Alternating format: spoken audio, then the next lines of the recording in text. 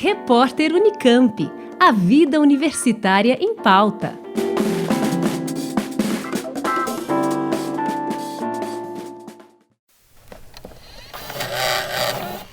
Para a mulher negra, o lugar que lhe é reservado é sempre o lugar menor, né? É o lugar da marginalização, é o lugar do menor salário, é o lugar do desrespeito com relação à sua capacidade profissional.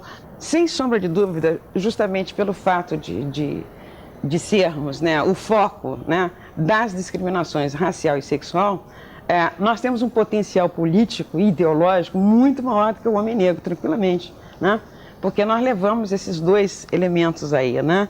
E temos também uma tradição cultural da maior importância, né? Que é o nosso inconsciente cultural ancestral, que eu acho que tem uma importância muito grande na postura da mulher negra no que diz respeito às nossas lutas, né?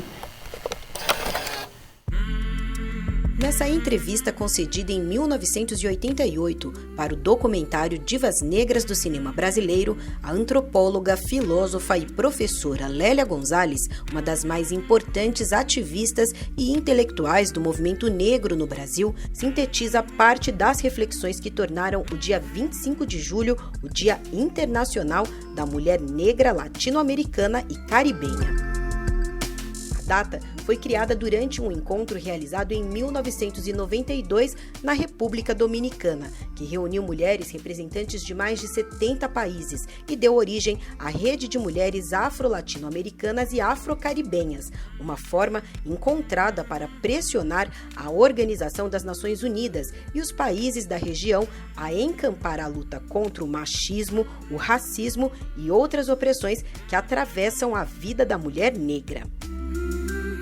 No Brasil, somente em 2014, a data foi instituída no calendário oficial, quando a então presidenta Dilma Rousseff sancionou a Lei 12.987, criando o Dia Nacional de Teresa de Benguela e da Mulher Negra. Após a morte de seu companheiro José Piolho, Teresa de Benguela líder se tornou no quilombo com negros e índios. Contra a escravidão ela guerrilhou. Como conta a música de Mestre Barrão, do grupo Axé Capoeira, Teresa de Benguela liderou, entre 1750 e 1770, o quilombo do Quariterê, localizado numa região de difícil acesso entre o rio Guaporé e a atual capital do estado do Mato Grosso, Cuiabá. Chamada pelos seus de Rainha Teresa, ela de monarca não tinha nada. Ficou mesmo conhecida por governar o quilombo como um parlamento.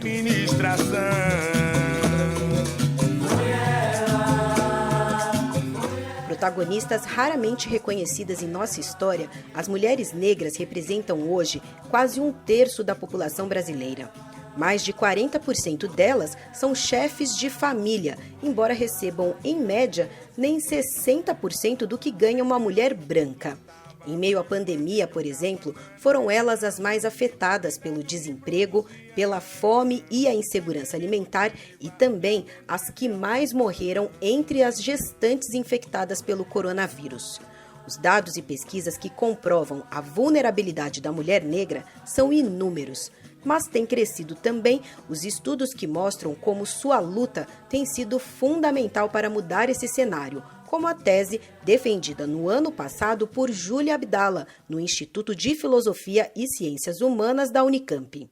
O movimento de mulheres negras tem uma série de pontos de origem para se pensar, né? A gente poderia voltar, enfim, para o período da escravidão e rever várias iniciativas. A gente poderia voltar, por exemplo, na década de 50, tinha uma comissão de mulheres negras no Rio de Janeiro.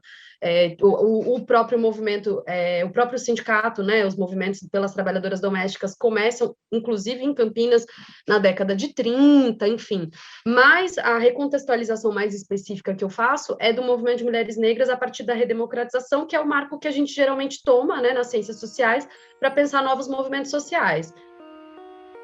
Ao longo do doutorado, Júlia acompanhou a articulação da Frente de Mulheres Negras de Campinas e Região, formada em 2015 para organizar a Marcha de Mulheres Negras, realizada em novembro daquele ano em Brasília, com a participação de mais de 50 mil pessoas. E o que ela observou foi como a grande diversidade ali presente não impediu a construção de uma agenda política unificada. Então, o que tinha ali era uma diversidade muito grande entre essas mulheres, tanto no que dizia respeito às pautas, né? Então, tinha grupos que se entendiam como culturais, outros que se entendiam como movimento negro, outros que se entendiam como parte do movimento feminista, outros que se entendiam como movimento de juventude. Uma diversidade muito grande entre as participantes, então, desde, assim, mulheres de 80 anos, com uma trajetória de militância de mais de 3 décadas, como as militantes do Sindicato das Trabalhadoras Domésticas, né, com experiências, assim, de conferência da ONU, de uma série de coisas, como militantes que tinham começado há 6 meses a militar. E aí, basicamente, o que eu fiz ao longo do tempo de trabalho de campo, que durou 3 anos, foi acompanhar essas mulheres e entender qual era o sentido da diferença ali dentro, porque toda vez que eu chegava para falar com elas, a primeira coisa que elas me diziam era: a gente não tem nada de igual. Isso aqui é uma frente de mulheres negras, mas tudo que a gente tem, tudo que a gente tem de igual é o fato de sermos mulheres negras, de resto a gente é completamente diferente. Então, a minha pergunta, de certa forma, era: como é que essas mulheres se mantêm juntas, né? Como é que elas fazem essa aliança se elas são tão diferentes? Então, nas considerações finais, por exemplo, do meu trabalho, eu digo que a frente termina, mas ela, de alguma forma, cumpriu o seu objetivo, porque o que ela, de certa forma, ela fez foi promover nessas militantes a ideia de uma militância compartilhada, e a partir daí, cada uma delas vai seguir para alguns espaços, algumas vão para militância de mulheres negras nacional, outras vão formar outras, vão se dedicar mais especificamente, por exemplo, à questão das mulheres encarceradas, e assim sucessivamente, mas o que ela faz, de fato, é solidificar um conjunto de demandas e de questões que são compartilhadas por essas militantes.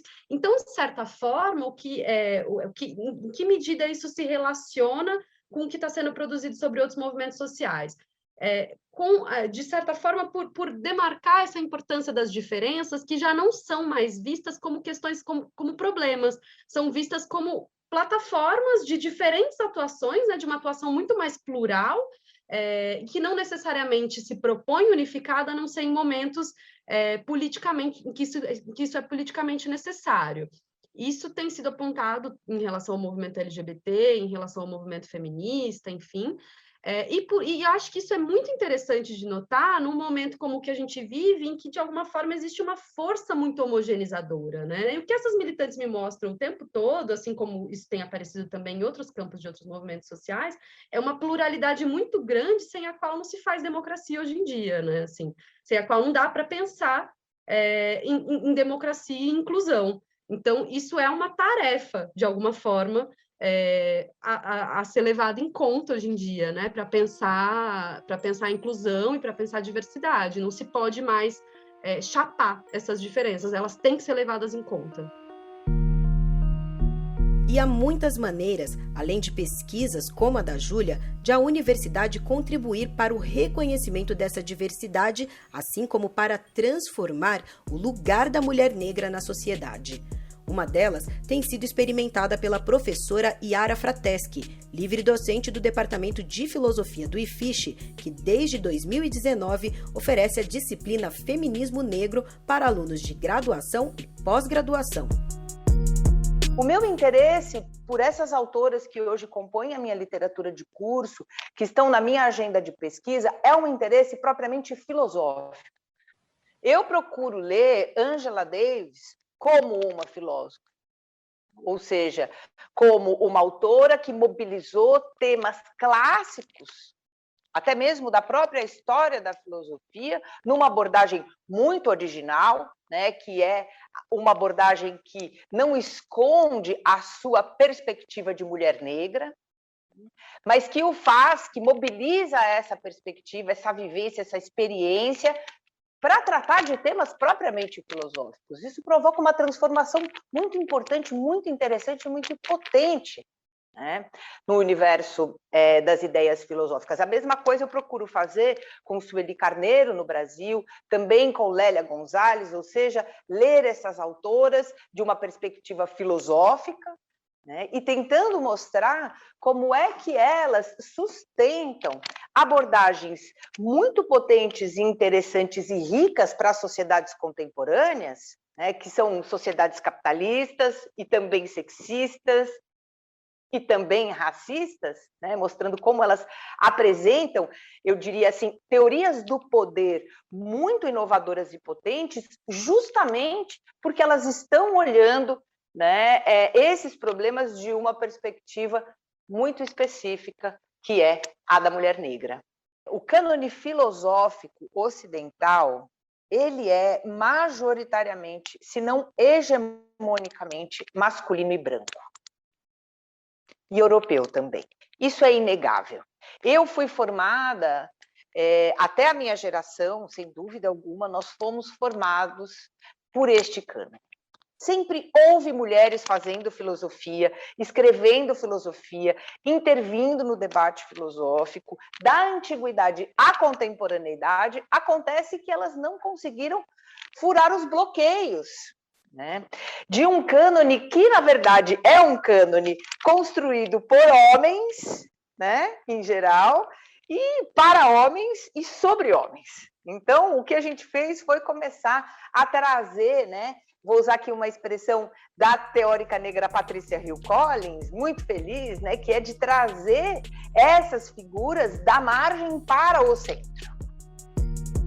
Para a professora Yara, ampliar o estudo de autoras e intelectuais negros e negras é tarefa para todas as áreas do conhecimento e um aspecto fundamental no contexto da política de cotas étnico-raciais que, desde 2019, foi adotada para ingresso nos cursos de graduação da Unicamp, em especial a partir da atuação do Núcleo de Consciência Negra e dos vários coletivos que, nos diferentes institutos e faculdades, seguem organizando a luta. As disciplinas de feminismo negro estão, sim, né, dialogando com essa mudança no nosso ingresso. Porque não basta nós adotarmos um sistema de ingresso diferenciado, né, com reserva de vaga e uma ação afirmativa com recorte racial e étnico bem explícita, né, se nós não fizermos também um movimento de transformar a nossa sala de aula. Eu acho que se a gente não incorpora literatura negra, né, em todas as áreas, dentro da sala de aula, nós vamos fazer este trabalho pela metade, né? Ou seja, a gente não vai realmente fazer aquilo a que nós estamos sendo chamados, que é aquilo que justamente, né, as feministas negras estão nos dizendo há muito tempo, que é né, uma produção teórica importante de autoria negra que não consegue furar o bloqueio do nosso cânone muito rígido, muito masculino, muito branco e muito europeu. Então, eu venho tentando, né, dar a minha contribuição naquilo que eu posso fazer dentro da universidade, nesse sentido. Ou seja, a gente democratiza o acesso e a gente democratiza as nossas literaturas. A gente faz aquilo que a Sueli Carneiro nos pedia para fazer, né, já há alguns bons anos, que quando ela dizia, né, é preciso enegrecer o feminismo, eu vou emprestar isso dela e dizer, é preciso enegrecer as nossas literaturas, as nossas bibliografias de curso. E assim, enegrecer a universidade. No vestibular 2021, por exemplo, estudantes autodeclarados negros, pardos e indígenas foram quase 34% dos convocados em primeira chamada, chegando a 50% em cursos como História e Ciência da Computação ou mais de 43% no disputado curso de Medicina. Quanto mais estudantes negros e indígenas ou vindos da escola pública a universidade recebe, maior é o desafio da permanência, como explica a professora Luciana Gonzaga de Oliveira, que recentemente assumiu a presidência da CADER, Comissão Assessora para a Diversidade Étnico-Racial, vinculada à Diretoria Executiva de Direitos Humanos da Unicamp. A gente promove ações que são voltadas tanto para a formação, né, formação, para que ocorra um melhor acolhimento na universidade, que agora está recebendo um número bastante grande de estudantes, né, que são afrodescendentes, e que nesse caso, muitos, né, se encontram em situação de vulnerabilidade.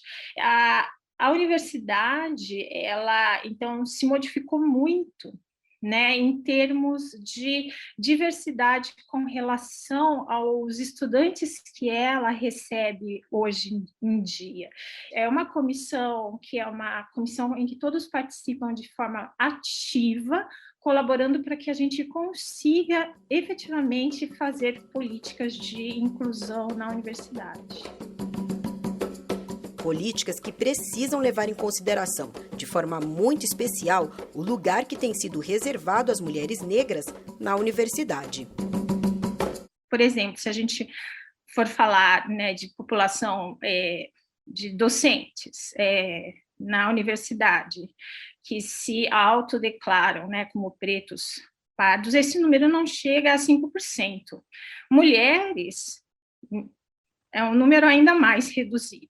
Aonde você, então, falando desse espaço, né, que eu mencionei a respeito do mercado de trabalho, onde nós encontramos as mulheres pretas, pardas, elas estão lá, né? A universidade tem muitas mulheres pretas e pardas, mas ocupando cargos que seriam cargos mais subalternos, né? Hoje, à frente da Diretoria Executiva de Direitos Humanos da Unicamp, a professora Silvia Santiago, da Faculdade de Ciências Médicas, fala sobre a importância de datas como o 25 de julho para mulheres negras que, como todas as outras, têm o direito de estar onde quiserem. Falando da minha trajetória, ela foi uma trajetória muito solitária, né? E de uma resistência muito solitária. Trabalhando numa unidade em que eu tenho tantos amigos queridos, né? Mas principalmente na graduação, eu só diria uma coisa: eu acho muito importante a gente se mesclar. É uma sorte da Unicamp ter mais negros hoje, né? Ela é melhor, ela é maior porque tem mais negros hoje. Então, essa coisa de se mesclar, né? Na minha classe era muito engraçado. Às vezes, quando aparecia algum assunto sobre negros, tudo, né, e eu falava alguma coisa da importância do negro, não sei o quê, e muitos colegas falavam assim: não, Silvia, mas você não é negra, você não é bem negra, assim, como quem diz, você é uma boa pessoa, né, você não é má. E eu dava risada, porque sabia do afeto que essas pessoas tinham, mas do preconceito latente que estava ali, né, em relação ao negro, em relação à raça, de que você não é tão bom, né, o negro não é tão bom. Então, como eles conviviam comigo, eu era normal para eles, né, eu não era tão negra assim.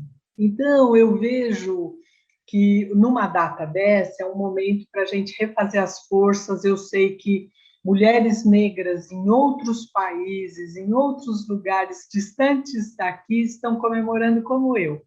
Mas, na verdade, estão se fortalecendo porque a luta continua, né? E é uma luta ainda que deve levar um bom tempo, porque eu tenho visto meus alunos, estudantes, né, meninas, meninos que estão lá com a gente na Faculdade de Medicina, eles passam por muito do que eu passei.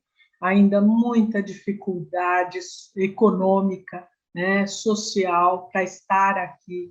Então, as ações de permanência da universidade são da maior importância, né? Agora, no tempo da pandemia, as pessoas não têm condições completas de estarem no mesmo pé que os outros estudantes que têm condições socioeconômicas melhores, bons equipamentos para se colocarem, né, conectados à faculdade, à universidade.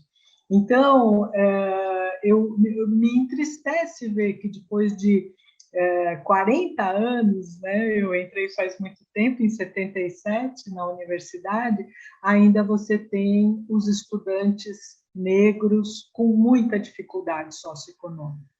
Então, uma data como essa é uma data que eu fico refeita, né? As forças refeitas, porque eu sei que outras mulheres negras no continente estão comemorando, mas estão comemorando na perspectiva de que a luta continua.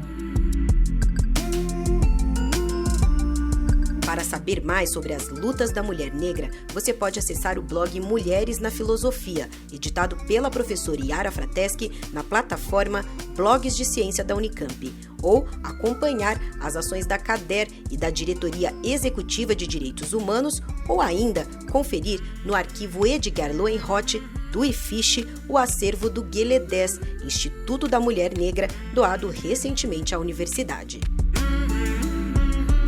Juliana Franco para o repórter Unicamp.